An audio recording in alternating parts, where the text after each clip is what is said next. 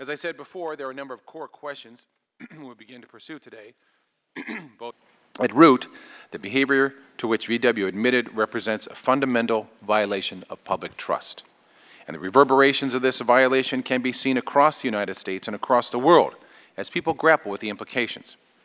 We need to develop a clear understanding of the facts and circumstances surrounding this case, and this hearing will be a first important step towards that goal. Now, we've all seen the press reports, and we can all speculate about what happened here and why.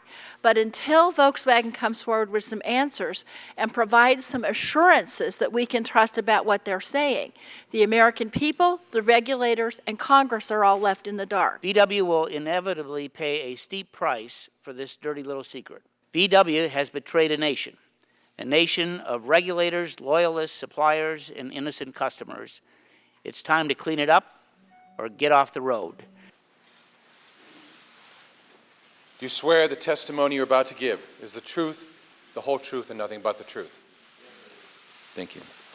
On behalf of our company and my colleagues in Germany, and me personally, I would like to offer a sincere apology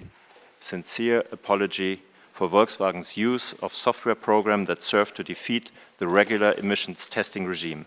But isn't it true that the technology was installed in the automobiles, at least initially, because the cars could not meet the new, more stringent emission standards for diesel engines? Yes, to your last question, this appears to be this way. And to newspaper articles about possible quotes of Mr. Müller, I don't want to quote this. You know, as I said, also the investigations are preliminary. 1 week our group revision did the investigation from September 22nd to October 1st, and then the entire investigations on this matter is turned over to an external agency, law firm called Jones Day, American company, which is now going through the systems, outside advice, outside counsel. In the meantime, what are the dealers and the customers supposed to do, the ones who have these cars?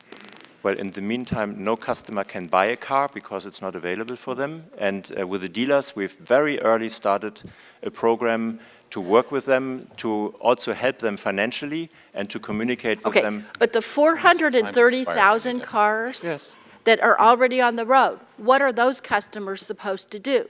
Their cars cannot pass the emissions test. The EPA has said, and they've repeated this also in their statement, that these cars are legal and safe to drive. Walk me through how that could change the emission system. What happens? I can share my best knowledge, but I'm not an engineer, neither a software engineer. Well, but let me try to explain. My understanding at this point of time is that the software was designed that the vehicle or the software could detect whether it was on a dyno, on a testing laboratory environment, or whether it was on the street. And one example of this, as experts have explained to me, is that the software could detect whether the steering wheel made an angle. So, and there might have been, and there will be other parameters, like maybe speed and change of speed and those things. Maybe the weight of the driver in the driver's seat? I don't think so, but maybe. I don't know.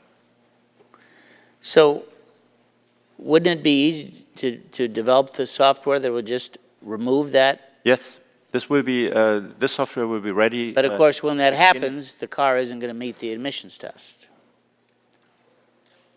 Regarding the model year 16 and 15, which we are the generation 3 cars, which we are discussing right now with the agencies, the defeat device will be either switched off and from January onwards will be completely taken out of the car, and those cars will pass the emissions test. And I said this in January 1st, and I continue to say I said to my current understanding, in achieving the emission standards, the Monroney label miles per gallon will be achieved. There might be a slight impact on the performance, and this is naturally not only the discussions with the agencies, but of course we will look into compensating our customers. And of course, if there would be significant differences, this would be part of the discussion.